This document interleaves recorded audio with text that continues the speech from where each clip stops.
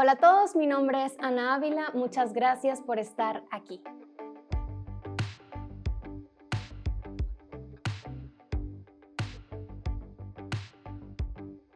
El video de hoy va a ser un poquito diferente. Normalmente hablamos de un tema específico, pero hoy quiero contestar sus preguntas. Y es que sucede que cuando te dedicas a escribir o hablar mucho de cierto tema, las personas pueden llegar a pensar que eres un experto, que nunca te equivocas, que nunca fallas, que lo sabes todo, que lo tienes dominado. Y así me ha pasado un poquito con el tema de la productividad. Algunas personas me parece que piensan que yo nunca procrastino, que yo nunca me distraigo, que yo nunca batallo para cumplir las cosas que tengo que hacer. Y no hay nada más lejos de la realidad. Así que yo les pedí hace rato, en Instagram, se las debía desde hace tiempo, que me hicieran sus preguntas sobre mis luchas con el tema de la productividad y eso vamos a responder el día de hoy.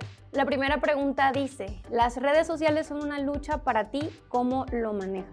Definitivamente las redes sociales son una lucha para mí y creo que de cierto modo para todos los usuarios, porque las redes sociales están hechas para tenernos conectados el mayor tiempo posible y si queremos hacer cosas productivas lejos de las redes sociales vamos a encontrar dificultades para despegarnos de ahí. Yo creo que la red social con la que más batalla en lo personal es con YouTube, porque no sé, hay tanto contenido interesante, tantos videos que ver, tanto que aprender y te lo dejan tan fácil ver un video detrás de otro.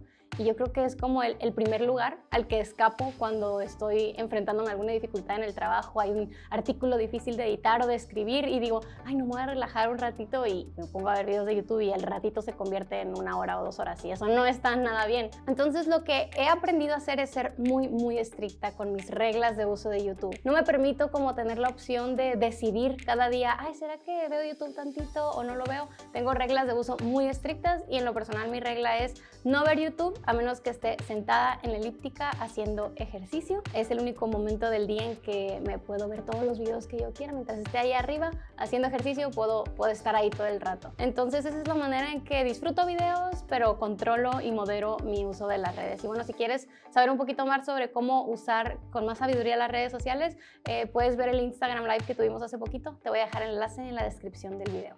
La siguiente pregunta dice, ¿cómo lidiar con la culpa? Tener un día bueno y luego uno malo donde sientes que no hiciste nada. Y definitivamente esta fue una de las luchas que más tenía, especialmente al principio. Mis emociones eran como una montaña rusa. Cuando tenía un buen día, yo sentía que wow, era genial, la mejor trabajadora del mundo y me sentía en las nubes. Y cuando mis planes se destruían, cuando la lista de tareas quedaba igual que como empezó, me sentía por el suelo, terminaba llorando, me sentía lo peor del mundo. Y lo que me ha ayudado muchísimo en esta lucha con la montaña rusa de las emociones es recordar que mi identidad y mi valor no está en lo mucho o lo poco que logro en un día, sino en el Evangelio. Recordar que Jesús ya hizo todo por mí, en Él ya soy perfectamente productiva y puedo esforzarme mejor la próxima vez y seguir adelante. Y cuando pasan cosas que no están en nuestro control, recordar que Dios siempre tiene el control y que a pesar de que mis planes no salieron, los planes de Dios son mucho mejores y no necesito sentirme culpable si yo no hice absolutamente nada malo. Entonces, arrepentirme cuando me toca arrepentirme, dejar mis cargas delante de Dios cuando sucedieron cosas o planes que no me esperaba y sobre todo seguir adelante. O sea, no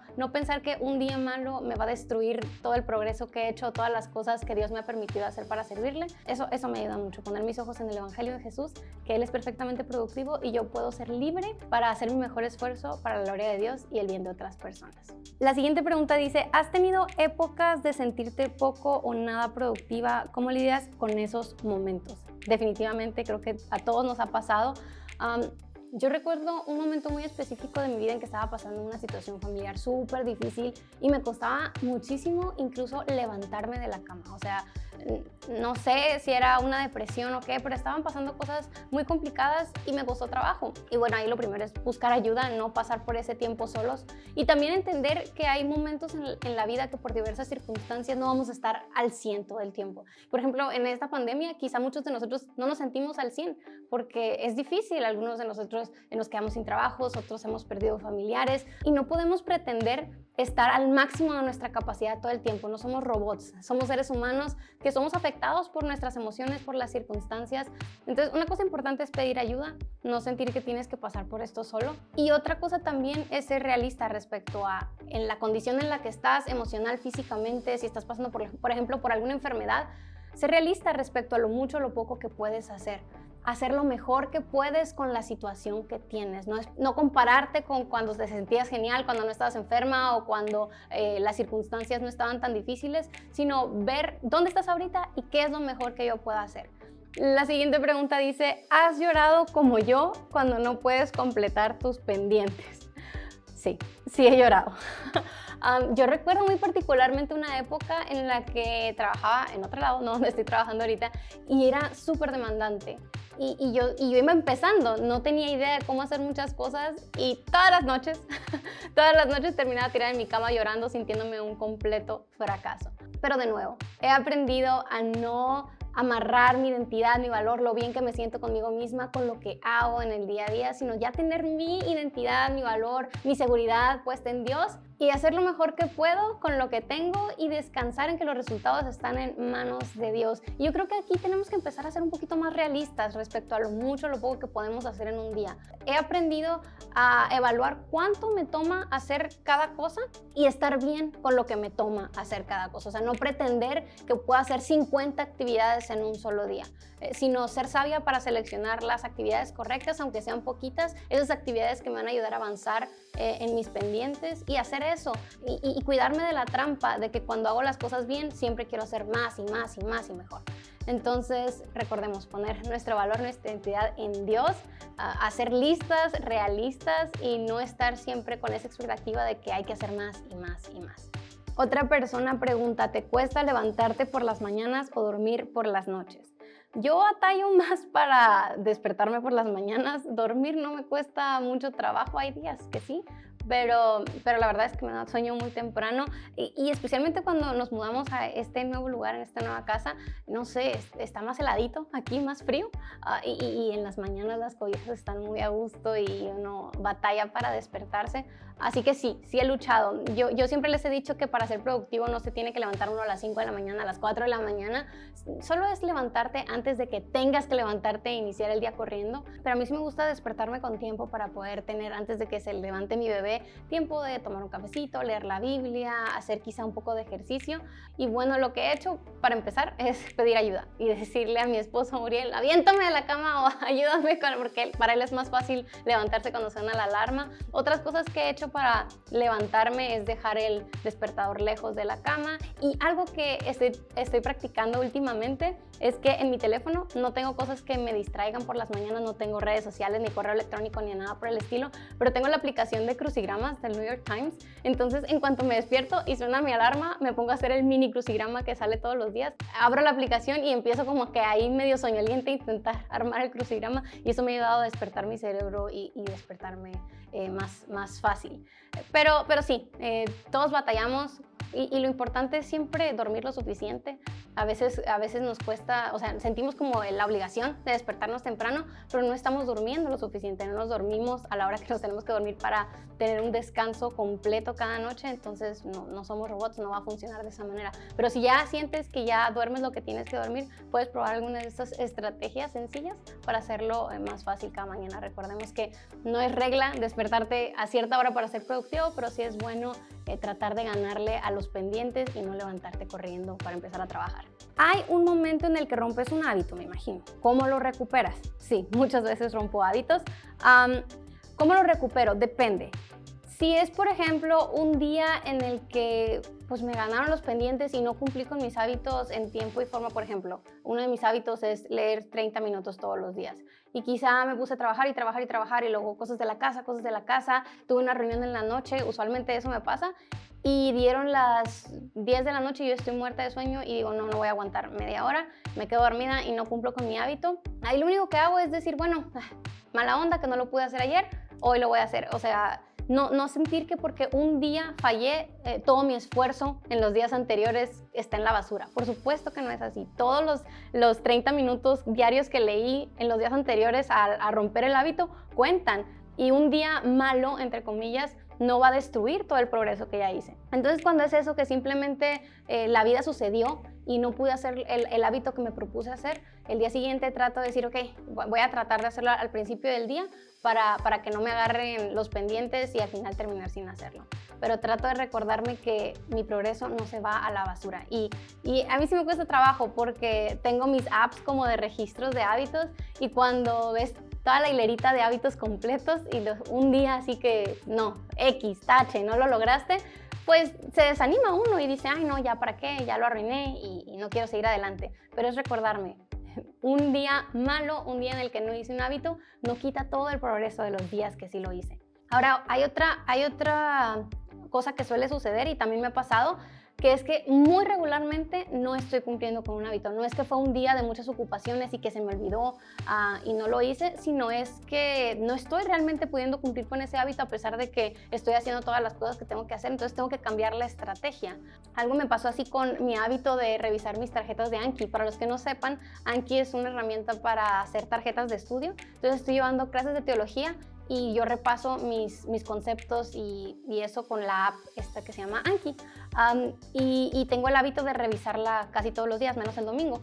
Y estaba viendo que no lo estaba cumpliendo, o sea, no me funcionaba la estrategia que estaba teniendo, y mi estrategia era básicamente hacer Anki en algún momento del día y no me funcionaba. ¿Por qué? Porque Anki solo lo tengo en mi computadora. No lo tengo ni en el teléfono ni en el iPad, que son las cosas que puedo mover alrededor de la casa. Entonces solo podía hacer Anki cuando estaba en mi oficina, y mi tiempo en la oficina es bastante limitado y estoy trabajando, entonces terminaba sin hacerlo porque ay, no tengo acceso a la computadora ahorita, entonces se me pasaba y se me pasaba. Entonces cambié la estrategia y dije, no lo voy a dejar para cuando sea. Va a ser quizá lo primero que hago todos los días. Entonces me siento en la computadora y lo primero que hago es revisar Anki y ya empiezo el día de trabajo. Entonces eso me ayuda a realmente cumplir con ese hábito. Entonces, cuando dejo de cumplir algún hábito, la estrategia que hago depende de por qué no lo cumplí. Si no lo cumplí porque fue un día ocupado y pasaron las cosas, pero regularmente sí lo cumplo, simplemente me sacudo el polvo y sigo adelante recordando que un día malo no quita todo el progreso. Y cuando es algo muy regularmente que estoy fallando y no logro mantener este hábito constantemente, no es algo de una vez cada 15 días que fallo, sino constantemente, tengo que cambiar mi estrategia. Hay algo que estoy haciendo que no está funcionando, así que te recomiendo que hagas lo mismo. Las siguientes dos preguntas son bastante similares. Dice, ¿qué pasa cuando tienes un imprevisto o cómo manejas los factores externos que evitan que cumplas con las metas del día? Lo primero es que he aprendido a minimizar los imprevistos, y esto básicamente requiere mucha comunicación. Si no estoy hablando de los imprevistos de, no sé, redes sociales y cosas intrascendentes que hay que, pues ya sabemos, quitar notificaciones y así, pero cosas un poquito más significativas, como por ejemplo que hay gente en casa que te distrae o que te llaman a una junta de trabajo de imprevisto y así. Bueno, hay que comunicarnos para remediar esas cosas. Por ejemplo, si estamos trabajando desde casa, tener bien claros nuestros horarios de trabajo y pedirle a las personas a nuestro alrededor que nos permitan tener ese tiempo sin interrupciones, y nosotros también colaborar cuando a ellos les toque trabajar, no estar también interrumpiendo, sino que cada quien tenga su espacio y a menos que haya alguna emergencia, no estarnos interrumpiendo. Y eso son cosas como de comunicación, ¿verdad? Igual ahora con los compañeros de trabajo, bueno, eso va a depender un montón de la cultura de cada organización. Yo sé que hay organizaciones que te piden emergencias cada 5 minutos y bueno, eso es otro asunto que hay que conversar largamente, pero yo siempre trato de tener horas de comunicación con mis compañeros y así. Entonces son horas en que respondo el correo electrónico, respondo los mensajes, no estoy todo el tiempo conectada. Y bueno, por mi trabajo eso es un poquito más fácil, pero creo que todos podemos implementar alguna estrategia similar de no estar siempre en el correo electrónico, no estar siempre respondiendo mensajes, no estar siempre respondiendo a cualquier petición que nos hagan, ¿verdad? Y cuando llega una solicitud de algún imprevisto que hay que resolver, que me va a cambiar mi plan de trabajo, lo que yo hago es siempre preguntar, ¿para cuándo lo necesitas? Generalmente no es para hoy o mañana, y si lo es, yo simplemente digo, ok, claro, me puedo poner a trabajar en esto, pero voy a dejar de trabajar en aquello, ¿está bien? Entonces es como ayudar a la gente a que se dé cuenta que no puedo hacerlo todo al mismo tiempo y que algo pues tiene que ceder, ¿verdad? O sea, si voy a hacer una cosa, voy a dejar de hacer la otra.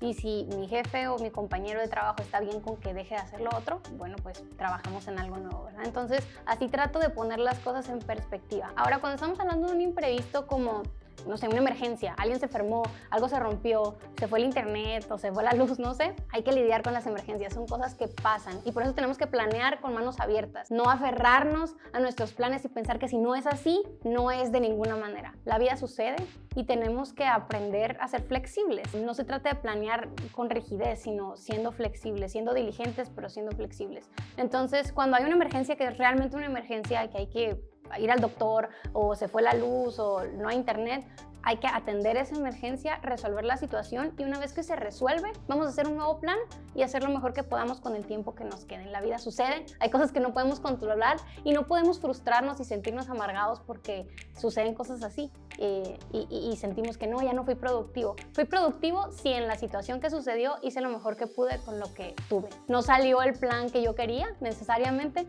no importa, fui productivo si supe responder a esa situación con sabiduría, haciendo lo mejor que puedo con lo que tengo. Así que esa es la manera en que manejo los imprevistos.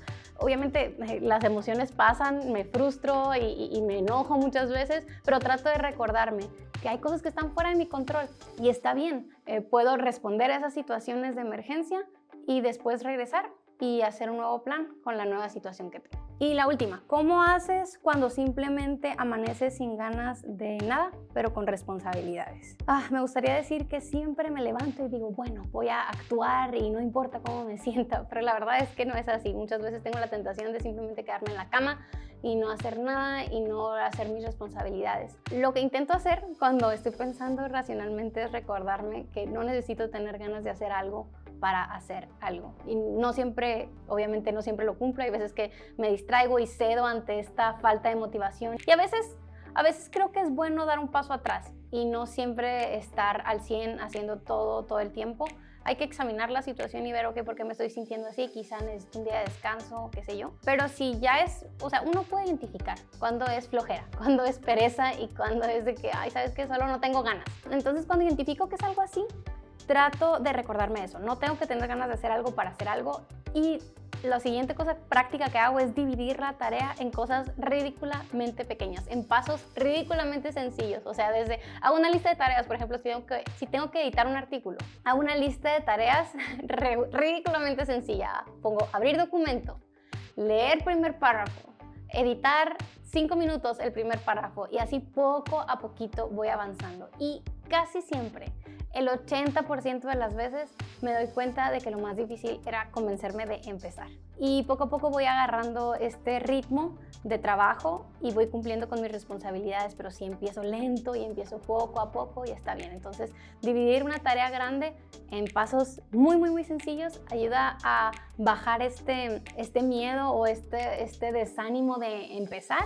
Y cuando vamos trabajando y trabajando, vamos viendo cómo vamos agarrando el ritmo para completar la tarea. Y cuando, a pesar de que, bueno, ya pasó un rato y estoy ahí luchando por trabajar y pues no pude lograr tener ese ánimo de vuelta, bueno, está bien, al menos pude avanzar un poco. Entonces trato de tomar más descansos, estirarme, quizás hacer tareas más sencillas que me puedan ayudar a cumplir algunas responsabilidades. Quizá no son las cosas más difíciles como responder llamadas, responder correos, lavar los platos, cosas que se tienen que hacer y que no requieren tanto de mí. Entonces, cuando estoy así muy desanimada y ya intenté empezar a trabajar pero no lo logré, intento hacer esas tipo de actividades que me ayudan a empezar a moverme y a ser más productiva sin requerir demasiada energía de mi parte. Y bueno, esas fueron algunas de las preguntas que ustedes me hicieron. Muchas gracias por permitirme compartirles algunas de mis propias luchas con el tema de la productividad, que como todos las tengo también.